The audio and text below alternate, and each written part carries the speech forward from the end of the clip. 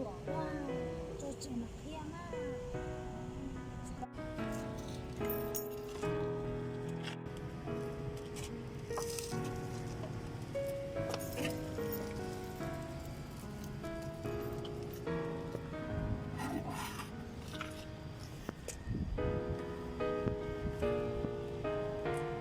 cá chê nè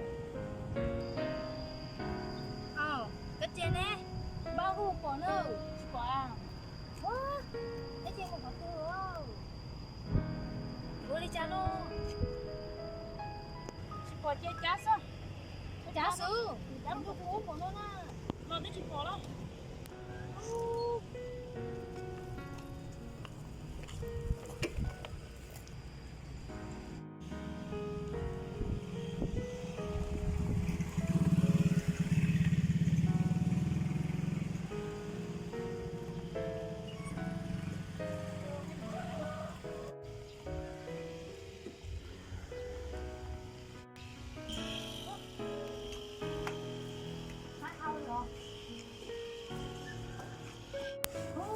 sắp sờ đi rồi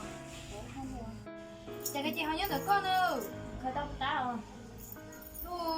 เขาต้องพูดตั้งชั่วโมงรอเจ้าก็ได้จะเช็ดได้ฉันก็พูดต่อสอง Ê, có tí tiền thôi chạy mặc theo nè. ก็เจหรือจะสักวันเนาะจะป้าจะกู้หรอฉันต้องกู้อารมณ์เสีย Em có tái của khởi tao là cũng như cũng nó lại có cái thôi chạy mặc theo nó, cái tao thôi chạy mặc cái đó. กูให้ละคนนี้สิฮะคนน้อยอึ้งเลยตัวอยู่จะเช็ดรถเจนะก็มาจวดชาหรือจะสักวันทำgìอ่ะ